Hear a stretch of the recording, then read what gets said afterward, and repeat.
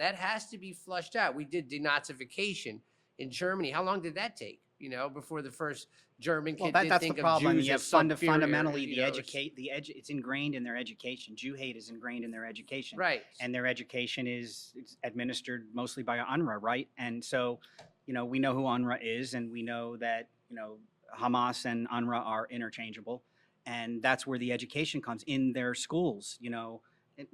Instead of Big Bird teaching 2 + 2 is 4, Big Bird teaches if you kill 2 Jews and then you kill 2 more Jews, then you've killed 4 Jews. Right. That's their education system, right? So that's why I sort of chuckle sometimes when people say, "Oh my God, Israel killed children," and and then you look at the pictures and they're like 17-year-olds with AK-47s, those children, right? So you have to, all of that has to be taken into context. How did we get here? And that's how we got here. We got here because the entire culture within Gaza is ingrained with this ideology. So that's why I say that the children of Gaza are every bit as victims as anybody else in this entire conflict, because it's like anything else. When you put a gun or you put hate ideology inside the brain of a child, you are abusing that child. Right. It's child abuse. Well, like, I mean, but- just much like the Red Cross, UNRWA uses the resources that are Right, available agreed. to them in the region. Right. All right.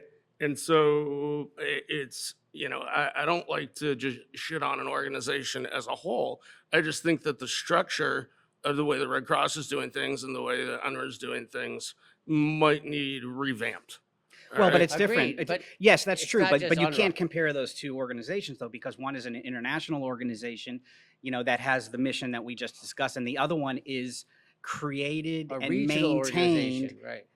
for the specific purpose to perpetuate the idea of the refugee status. That's what UNRWA is for, Right. right? So that's the problem. That's why the UNRWA and the Palestinian culture is interchangeable, because they feed off each other. Right. So like for the short term, like this is I segue to long term, but short term, so we have an uneasy peace agreement that you have the body shenanigan. They're playing their shenanigans and their propaganda.